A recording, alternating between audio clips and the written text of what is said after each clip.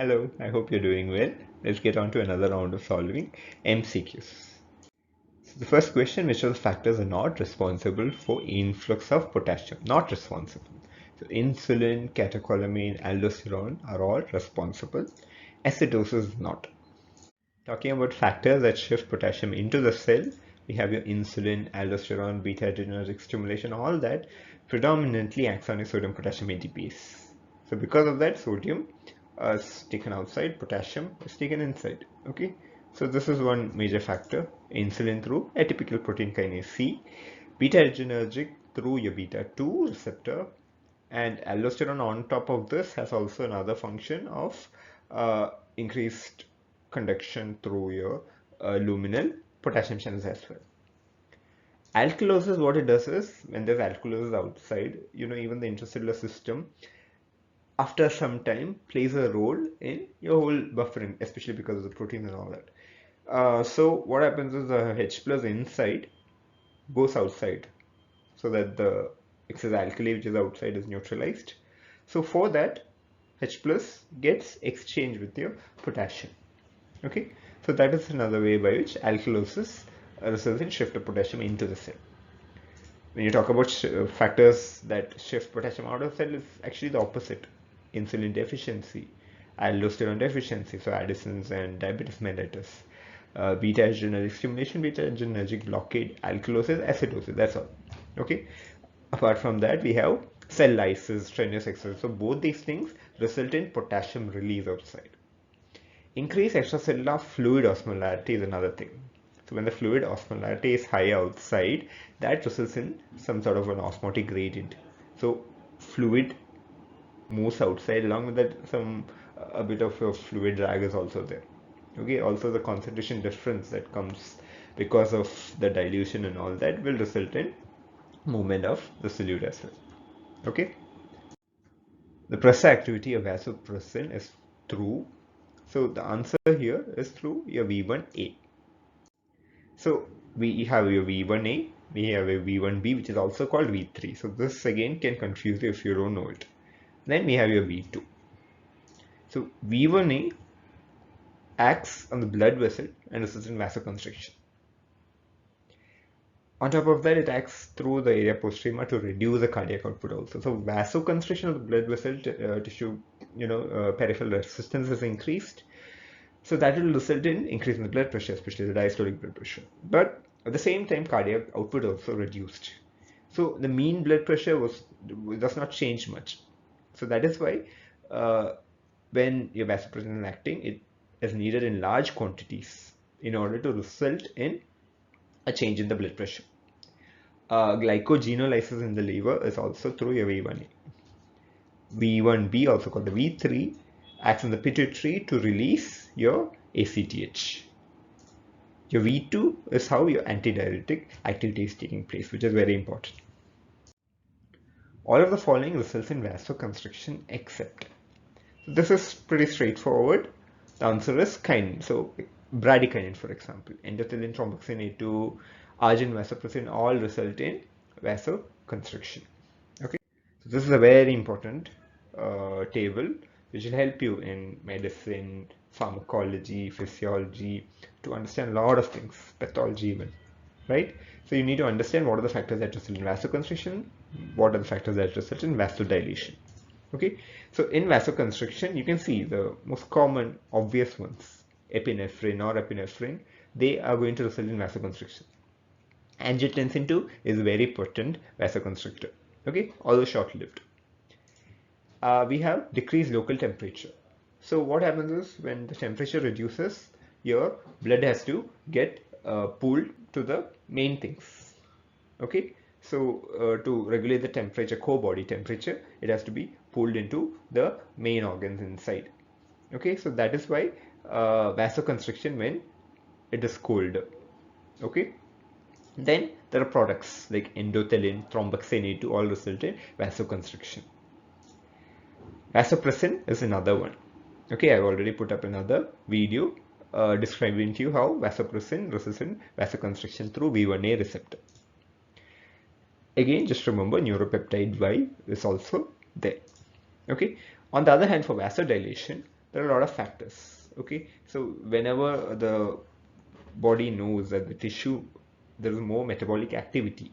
So one of the things that result in metabolic activity and its things that happen after that is decrease O2 and increase CO2.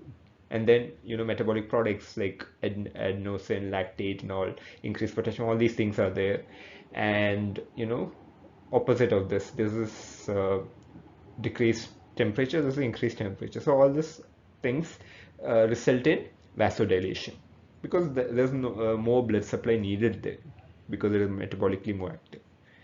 And the obvious thing, nitric oxide, wherever you hear it, results in vasodilation.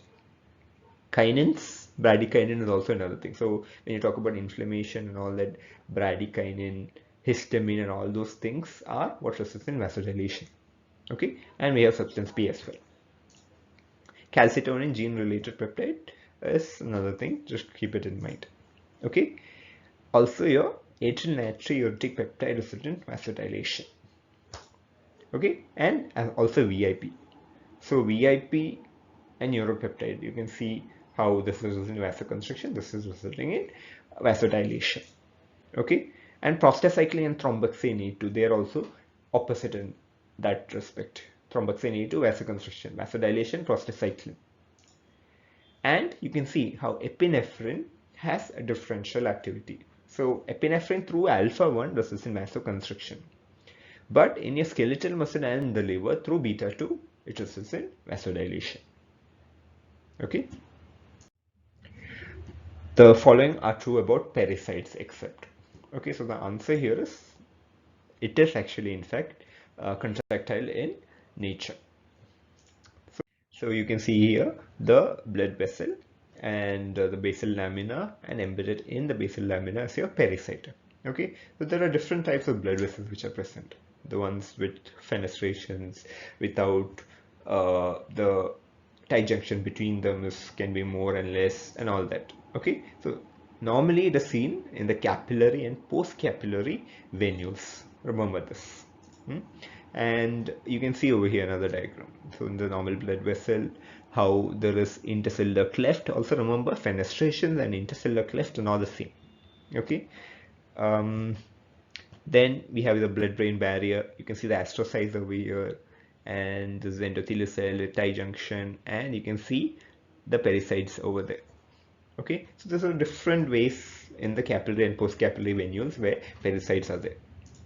Okay, so normally it results in contraction. So they are contractile in nature, so they can contract. Also, they release vasoactive agents. So because of both these things, they are able to regulate the flow through fenestrations. On top of that, they also secrete substances for the extracellular matrix. So these are general things about pericytes. Apart from that, pericyte, especially in your brain, plays extra lot of roles which have recently been discovered. Okay, so I'll just briefly discuss about that. Okay, in case you want a more detailed description of that, I'll put it later in the YouTube channel. Just let me know below in the comments. Okay, so one thing, it results in blood-brain barrier formation. It also results in your coronary blood flow regulation by changing the capillary diameter, immunoregulation, angiogenesis, and it has pluripotent properties. It might have. Okay, so this is your pericytes. The pressure described in the y-axis. So very commonly asked questions about all these pressures. The answer here is your intrapleural pressure. So this is the intrapleural pressure. This is your intra-alveolar pressure. Okay, so just briefly discussing about the intrapleural pressure. In the resting state, it's minus 2.6 millimeter of mercury, minus 2.6 millimeter of mercury, or minus 5 centimeter of water. So from there, the person tries to inspire, all the inspiratory muscles act, diaphragm, whatever. So that makes it more negative. Okay, so the space between them, the lungs are pulling it inside, the muscles are pulling it outside. So it results in a vacuum inside, so it becomes more negative inside. So it becomes more negative and goes to minus 6. Okay, so this, please remember, is your eupnic breathing. Okay, more forceful, it can go up till minus 30 and all. So in eutonic breathing, it will go till -6 millimeter of mercury. And then expiration happens. So the difference that you see here, this is the theoretical one, the dotted one. But what you actually expect is this one. Okay, the one which is not dotted is the one you actually get. This difference, this skewing that is seen, is because of the resistance that is there. Okay, so everything I'm talking about right now is a potential question.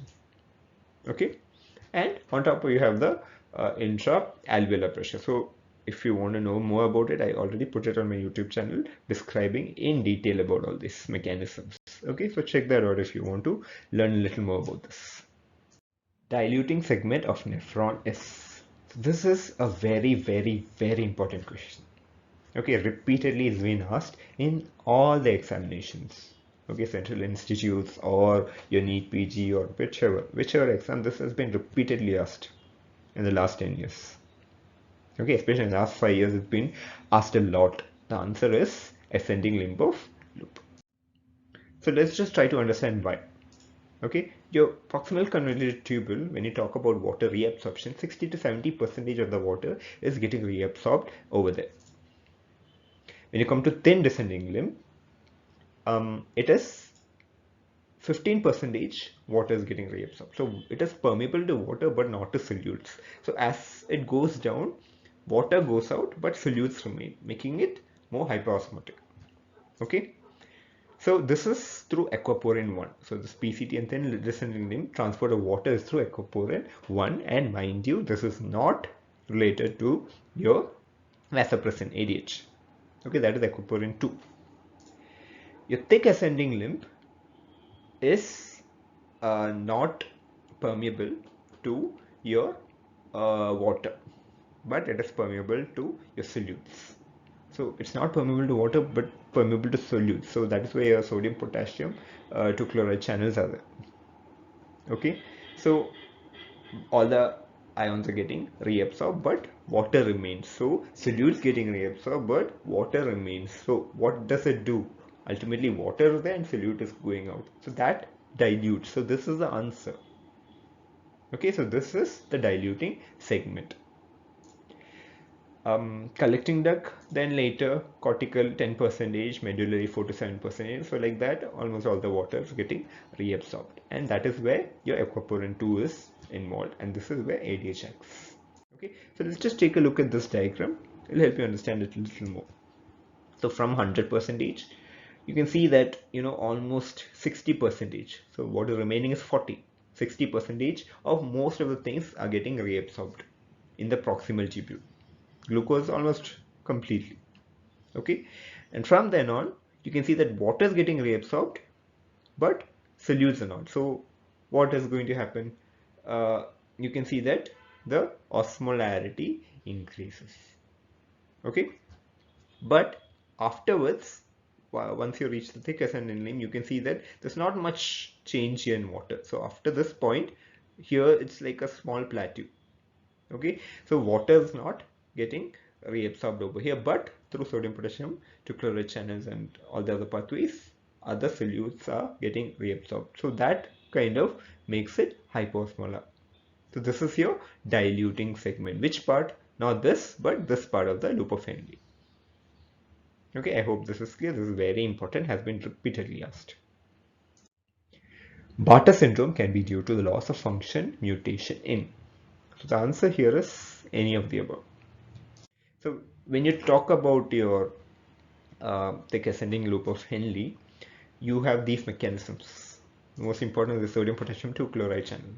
Sodium comes in, chloride comes in, potassium comes in. For that gradient, we have your sodium potassium ATPase over here. So sodium goes out, potassium comes in, and this provides a gradient for sodium to come in. Okay, you also have your ROMK. Okay, renal, outer, medullary potassium channels. So they will help transport potassium outside. Okay, so that will again help potassium come in. And apart from this, we have a chloride channel, chloride K beta. Okay, so that will help chloride go out. That again provides a gradient. So this chloride channel has a subunit protein called the Bartter.